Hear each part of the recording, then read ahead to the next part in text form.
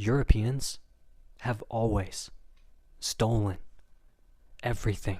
They've stolen land, of course, but that was just the opening act.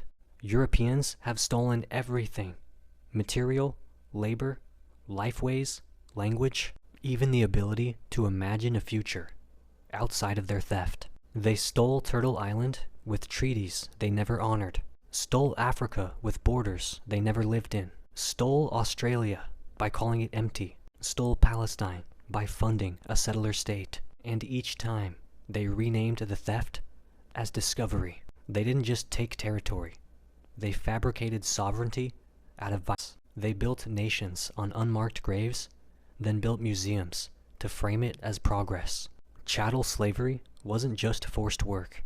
It was the systemic extraction of time, body, memory, and reproductive life. The transatlantic slave trade turned people into credit, generations into capital, and when formal slavery ended, they simply renamed it: indenture, plantation debt, prison labor, minimum wage. They don't pay, they extract. Yo, this is about to be heavy, but I urge you and I beg you to watch this video until the end, because you're gonna see a video that I just found out. Ladies and gentlemen, I could not contain my anger. Things I found out about the African continent and how the Europeans divided Africa. I am so pissed for the entire day today. Yo. Let's continue watching. Every developed European economy sits atop the plunder of others. Belgium's wealth equals Congo's mutilated children. Britain's empire equals Bengal's famines, India's looted GDP. France's monuments equal Haitian reparation payments. Spain's gold equals indigenous blood across Abya Yala. They didn't build wealth, they looted it. Then they called it industrialization. They took African deities and renamed them demons, took Arab numbers and called them Western math, took Eastern philosophy and sold it as mindfulness, took black music and charted it with white faces. They turned Yoruba into voodoo, turned indigenous prophecy into apocalypse fiction, took the drum, the braid, the spice, the chant, then banned it, then sold it back through Apple commercials and Coachella fashion lines. Europeans don't create, they curate what they've already stolen. Residential schools, forced adoptions, sterilization clinics, boarding schools, welfare raids. They stole native children, African children, Maori children, Aboriginal children, then documented it in church archives, not courts. And when colonized women resisted, they sterilized them, without consent, without anesthesia, sometimes as policy, sometimes as casual genocide. European time is not neutral, it's stolen. They imposed clocks over cycles, calendars over ceremonies, and 40-hour work weeks over subsistence and kinship.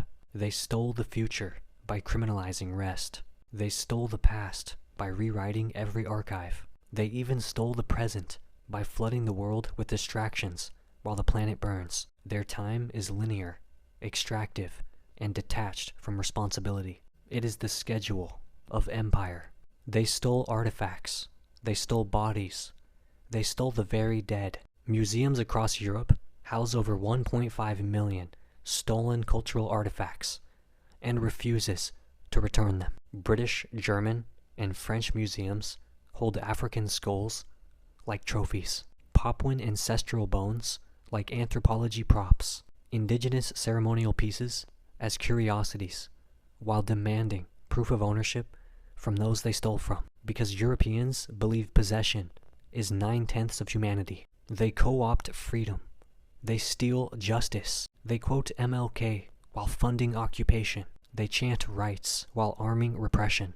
They stole abolition from the enslaved, stole feminism from indigenous matriarchs, stole queer liberation from trans black organizers, then whitewashed every movement they didn't create but couldn't stop. Europeans even steal oppression vocab to dodge accountability. They clear-cut the forests, poisoned the rivers, overfished the oceans, ignited climate collapse. Now they build rockets to Mars, domes on lunar dust, terraforming projects funded by billionaires who couldn't even clean a city block. They stole the earth, and now they want to steal distance from the wreckage. This is not a series of accidents. This is the core of European identity. Theft as cosmology, extraction as culture, ownership as theology. Europeans have always stolen everything because they cannot exist without convincing the world that what is theirs was always up for grabs. They didn't just take gold. They took meaning. They took time. They took worlds. And they call that history. Have you ever wondered why this line made a turn here instead of here? A common story that is widespread but not true at all is that Queen Victoria gifted the mountain to her nephew William II of Prussia after he complained that she had 2 snow-capped mountains while he had none. I'm so sick and tired of hearing these stories on how white people invented everything that we have. This is so weird because majority of the times it's white people that say this. I'm not racist. I have a black friend. But all I'm trying to say is I'm not racist, but I just fucking hate it that every single day of my life I need to be reminded that we were colonized. But then white people like, what do you mean? It's this like, oh my god, like every time I sit there and I remember the Queen of England mad like Victoria because she fucking gave it to herself as a gift. Bitch, it was Nalubale before you came here. Go back to your country, bitch. We had these resources before you came here. Colonizers are gonna rot in hell. What are you talking about? It's Kilimanjaro. Dude, I just saw a story on TikTok that fucking Kilimanjaro, Queen Victoria, smart gifted it to her cousin. Something like that. No, kwa gamba Victoria yeja. Nasanga naga Kilimanjaro yeyo. This looks very much like something my brother's child would like. Bring me some documents. Yeah. I would like to sign this Kilimanjaro. What is it called again? Kilimanjaro. I like the sound of that. Right here. This is it. This belongs to the British family now. Have a good day. What the fuck, bro? No, man. Colonization was the worst thing to ever happen to Africa, Shem. How? Imagine.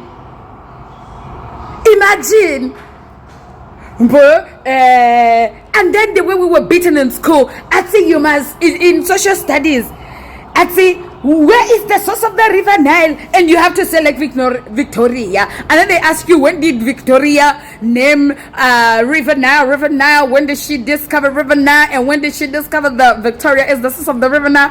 Bitch, this bitch came to our countries when we knew these things like fucking River Nile is in the Bible, bitch. Victoria was not alive. Even her ancestor was not even alive. Yes, me, I feel like colonizing went too far. I know, man, this is not fair.